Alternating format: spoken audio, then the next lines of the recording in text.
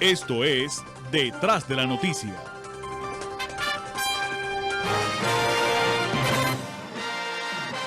Regresamos a Detrás de la Noticia. Les acompaña José Raúl Arriaga.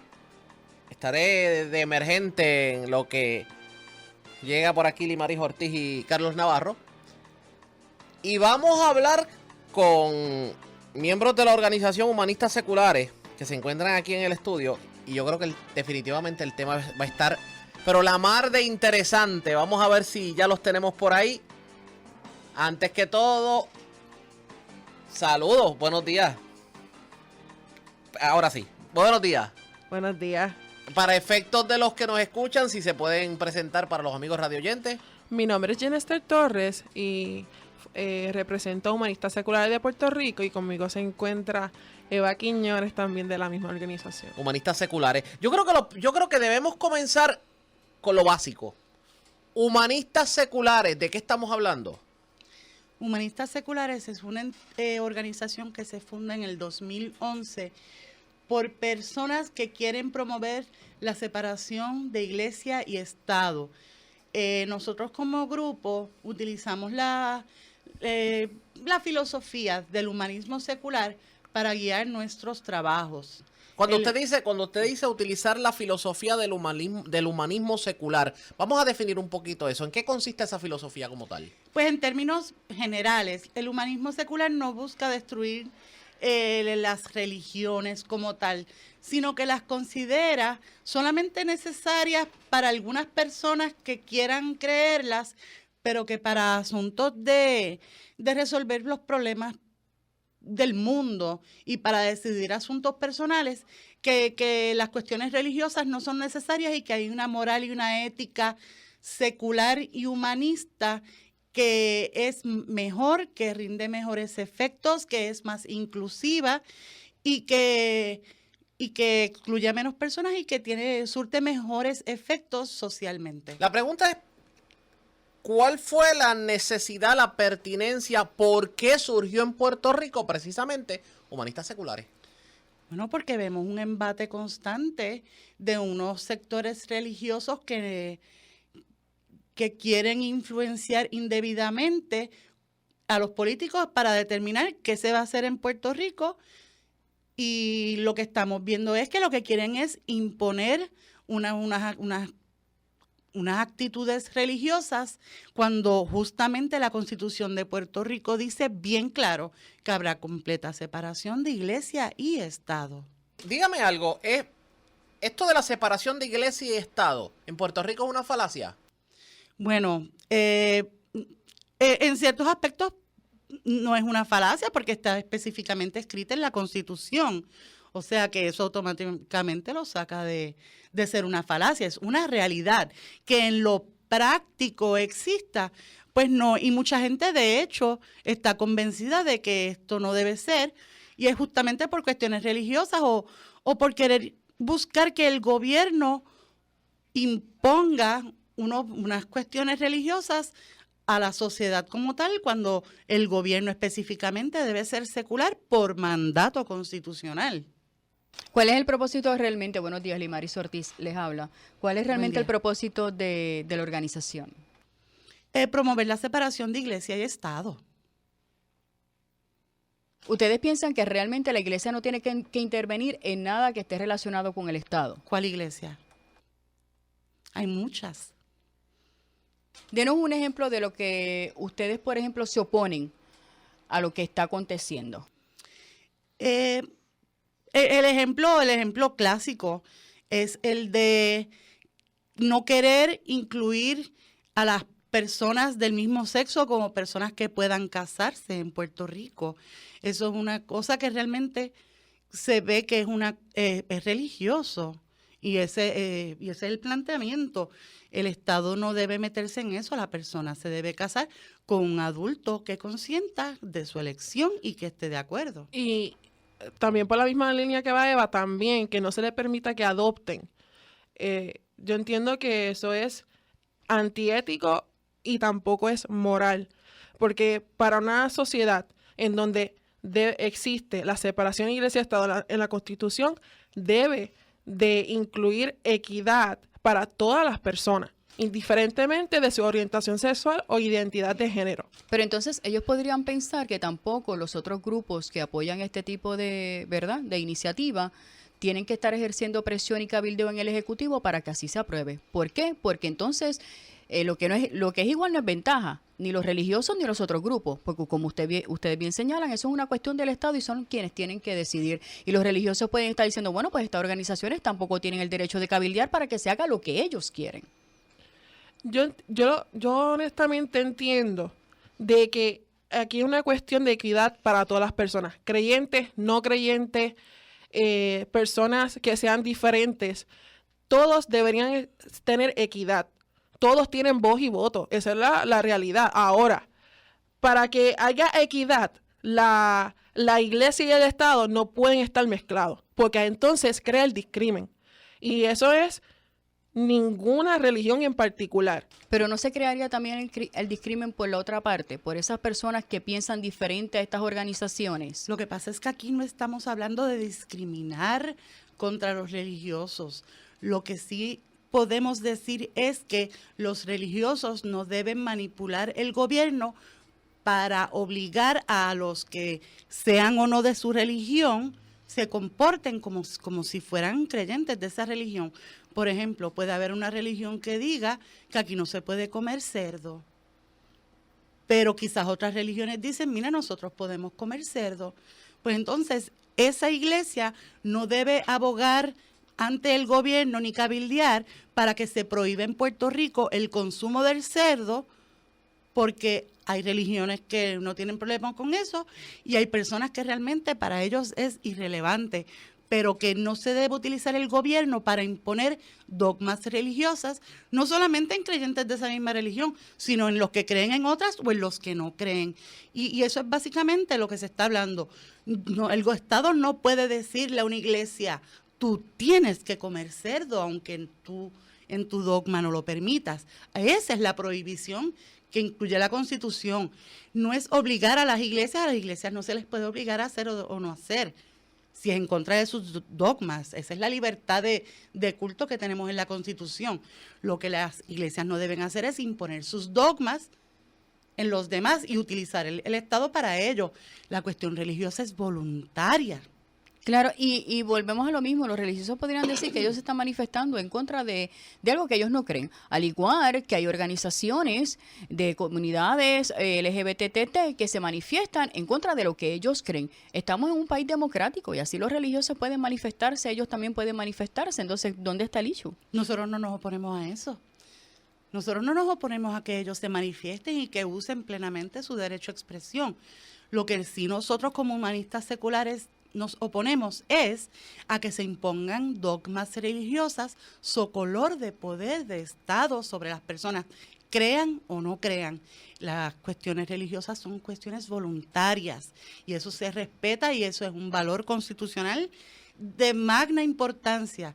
Lo que pasa es que ahí también tenemos que incluir a los de otras religiones que no sea la mayoritaria y a los que no creen. Y ahí entonces es que nosotros entramos como humanistas seculares a decir, va a haber separación. Nosotros no podemos obligar a las iglesias a un montón de cosas. Y la jurisprudencia más o menos habla de algunas situaciones. Pero lo que las iglesias no pueden hacer es utilizar su poder para imponer dogmas religiosos en las personas, sobre todo cuando hay unas consideraciones éticas y morales que se defienden mejor utilizando unos valores humanistas entre los que figura prominentemente, como dijo Jenester, la equidad, el bien mayor común, la justicia, la inclusión. Y de eso es que estamos hablando. ¿Qué paso darán o estarán dando los humanistas seculares para precisamente ejercer presión en torno a la separación de poder e iglesia? Nosotros no tenemos tanto que ejercer presión. Nosotros lo que tenemos que hacer es pedir que se cumpla la ley. Ya la ley existe, ya está en la Constitución, es bien claro. Inclusive el Departamento de Educación incluye que no se puede proselitizar en las escuelas públicas como parte importante de su reglamento. Es como que la Carta de Derechos de los Estudiantes, que no se les proselitice religiosamente. ¿Y ustedes escuelas. piensan que eso está ocurriendo en las escuelas? Tenemos evidencia en nuestra página de Facebook que nos llegan constantemente de pastores en iglesias, de maestros poniendo a los estudiantes a rezar, y tenemos un caso que siempre nos ha dado mucha risa, ahora mismo no recuerdo el nombre de la escuela, de un director de escuela que le prohibía a las maestras ir en pantalones porque eso estaba en contra de su religión. Pero esto es constante en las escuelas, poner a los estudiantes a rezar, a hacer misas y cultos y obligar a los maestros con las presiones ¿Pero comunes. ustedes encuentran que realmente es algo impropio el que se ponga a los estudiantes a rezar? Sí, porque está prohibido en la Constitución y en el reglamento del Departamento de Educación. Y si es algo que está prohibido, pues si está bien o si está mal, pues es otra cosa. Lo que sí podemos decir es que esto de los cultos religiosos es algo que no debe estar en las escuelas y que no debe ser parte de la toma de decisiones de qué se va a hacer en una escuela ni qué se le va a decir a un estudiante. Y- Eso sería como enseñarle creacionismo a los estudiantes, que sería una barbaridad y una atrocidad anticientífica. Yo quiero aclarar de que nosotros no queremos que se entienda que nuestra organización tiene el enfoque de erradicar la religión, porque no es así. Porque yo no te puedo decir a ti que dejes de creer o que no creas o lo que sea. ¿Por qué? Porque está en tu carácter personal. Tú tienes todo el derecho de creer o no creer. Ahí está, como dijo ahorita Eva, la libertad de culto. Eso no es nuestro enfoque. Nuestro enfoque es que se cumpla la separación de iglesia y Estado para que tú tengas tu derecho en creer en tu carácter individual y pues que obviamente que la escuela pública sea una escuela en donde no se imponga ejemplo lo que como acaba de decir Eva, porque si yo soy una persona de que no creo y me quiere obligar a rezar, Pero yo creo que esos casos son los menos. bueno, constantemente recibimos varios casos de escuelas públicas. Varios casos, ¿como cuántos casos? Bueno, Decenas y decenas. decenas. ¿Y qué han hecho? Porque aquí entonces los padres son los que tendrían que ejercer entonces, llevar su voz de protesta en caso de que no quieran, ¿verdad?, que sus hijos sean sometidos a que los obliguen a rezar. Realmente no, porque si hay una prohibición constitucional a que lo hagan, cualquier ciudadano debe ir al Estado para que el Estado le requiera al Departamento de Educación que cumpla con la Constitución. Esto es un asunto de derechos humanos y de derechos Pero constitucionales. ustedes saben de esos casos que a ustedes les ha llegado, que los padres realmente han levantado su voz de protesta y han realizado algún Tienen tipo miedo, tienen mucho miedo. ¿Miedo por qué? Miedo a represalias. Entonces, cuando le decimos vamos a utilizar los mecanismos que tienen humanistas seculares para llevar un procedimiento de reivindicación del derecho a que no te proseliticen en una escuela pública, ay no, miedo, no, mira, mi nene se gradúa allá mismo, no, que es pariente. Realmente hay pánico porque a veces a las iglesias se les pasa un poquito la mano en esto de reivindicar lo que piensan que son unos derechos, pero realmente no existe un derecho de las iglesias de imponerle sus dogmas a los demás. Y sabemos que históricamente cuando las iglesias han hecho esto, los resultados han sido un poco nefastos. Nosotros solamente somos una voz de alerta y es una voz que dice, mira, separación de iglesia y Estado es mejor. No solamente protege los derechos de que no se les impongan dogmas a los que no creen, también se les protege ese derecho a unas personas que creen diferente a la mayoría, y también eventualmente los religiosos deben entender que esta separación los protege a ellos también, porque nunca va a existir un pretexto para que el Estado quiera intervenir con sus dogmas. El Estado no puede decirle a una iglesia tienes que casar personas que tú no quieres casar. Esto es un asunto que la iglesia decide. Ellos se les ha delegado un turno al bate con esto de formalizar los matrimonios, pero no se les puede obligar. El párroco, el pastor, el reverendo es el que decide. Pero vemos que ese es el punto de la separación del que estamos hablando. Que la separación protege a los seculares y protege a los creyentes por igual. Y esto es simplemente algo que se le reclama al Estado, no es algo que se le reclama a las iglesias. ¿Quiénes componen Humanistas Seculares?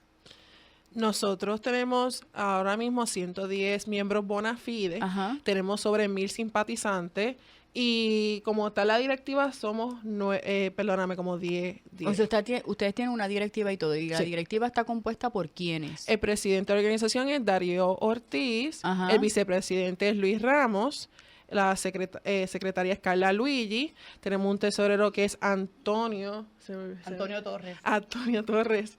Tenemos los directores, yo soy directora del Comité de Educación, La Jenester licenciada. Torres, la licenciada Mariana Nogales, que es directora del Comité Legal, Eva y Víctor, que son Relaciones Públicas. ¿Alguno de ellos pertenece a alguna religión? No, bueno, todos somos o nos componemos de ateos, agnósticos, librepensadores y escépticos. Pero ningún creyente. De hecho, quiero especificar, nosotros tenemos amistades que son paganas, que son creyentes, que son de todo, que han pagado y son miembros bona fide. Y también componen del grupo que tenemos de simpatizantes y nos apoyan. Hay muchos creyentes que nos apoyan de diferentes iglesias, no solamente de las cristianas, ¿verdad? También están las paganas, etcétera. Y cuando usted dice que han pagado, O sea, que son Una miembros bona membresía. fide, una membresía. ¿ustedes hay que pagar una membresía para pertenecer a la organización de ustedes? No, no hay que, o sea, no hay que pagar una membresía para formar parte de la comunidad humanista, Ujú. pero para apoyar los casos legales, pues ellos dan un donativo para que nos apoyen a que podamos, ¿verdad?, hacer estos trabajos porque no es nada fácil. Y nosotros somos una organización sin fines de lucro, pero es una aportación que hacen a la organización. Y lo positivo de eso es que se sienten que también aportan un poquito más.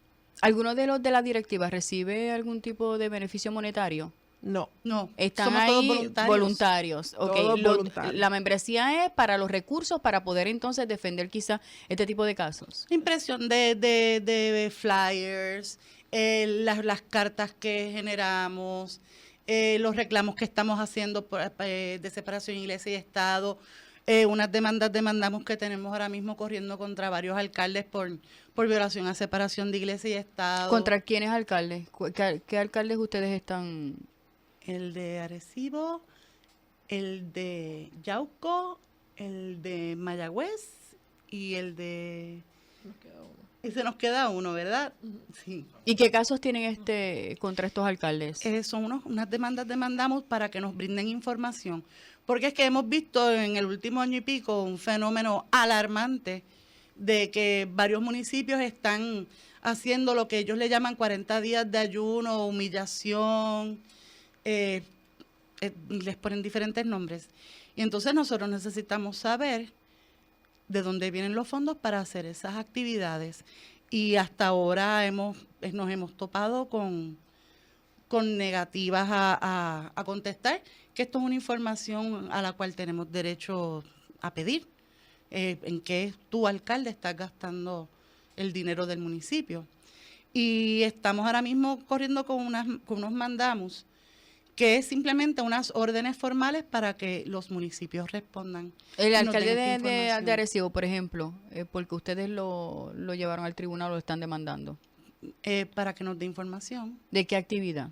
de Los 40 de unos días. 40 días de ayuno, humillación y no sé qué otro nombre le puso, que se hizo en el municipio de Arecibo y en donde entendemos que se usaron fondos públicos y no se pueden usar fondos públicos para proselitizar religiones, ninguna en eso. Y me imagino que el de Yauco también es por lo mismo. Sí, todas son por lo mismo. Y Mayagüez igual. Sí.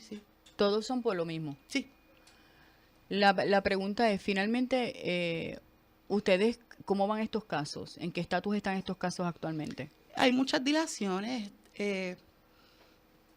pero entendemos que próximamente vamos a empezar a recibir los mandamos como tal para que esto... O sea, pero ya ustedes recurrieron al tribunal. Sí, estos casos llevan corriendo hace unos meses. Y no le han solicitado, el tribunal no ha determinado que estos alcaldes le tienen que brindar la información a ustedes. Sí. Lo que pasa es que ahí vienen las dilaciones, dame más tiempo, y los tribunales son generosos usualmente cuando se les hacen unas peticiones de conceder más tiempo, Y en esas estamos, pero sabemos que vamos a tener éxito porque los requerimientos de información a las alcaldías en estas cosas usualmente se conceden. Y después que ustedes certifiquen que realmente ese dinero fue utilizado para esto, ¿cuál es el siguiente paso a seguir? Yo no soy parte del comité legal, no te puedo decir ahora mismo, pero tenemos que evaluar si entonces hay que hacer un requerimiento de que se devuelva este dinero Que a las se arcas del restituya. municipio. ¿Qué sería lo racional? Ese dinero no se debe usar para eso, devuélvanlo. Pues nosotros, de verdad que ya nos tenemos que ir, pero le agradecemos el que haya compartido con nosotros y estaremos pendientes a lo que realmente se irá a hacer para poder ustedes llevar, ¿verdad?, más su mensaje a fondo, especialmente con estos alcaldes a los cuales ya los tienen en el tribunal. Sí, puedo decir dos cositas Sí, rápidas. Humanistas Seculares de Puerto Rico tiene un registro de celebrantes seculares para cuando ahora en verano baje la decisión que permita los matrimonios de personas del mismo sexo. Tenemos celebrantes seculares debidamente registrados en el Departamento de Estado. Contáctenos en humanistaspr.org o en nuestra página de Facebook, Humanistas Seculares de Puerto Rico. Otra cosa, quiero anunciar que el 21 de agosto comienza en Puerto Rico la primera convención regional de American Atheist en San Juan, en el Hotel Sheraton, allá en Miramar, que es la primera convención atea secular en Puerto Rico, y Humanistas Seculares es el anfitrión local de esa convención y los esperamos allí el 21 de agosto. Bueno, pues nosotros le agradecemos que hayan compartido con nosotros en el día de hoy. Quédense con nosotros mientras tanto, que continuaremos aquí con más de Detrás de la Noticia.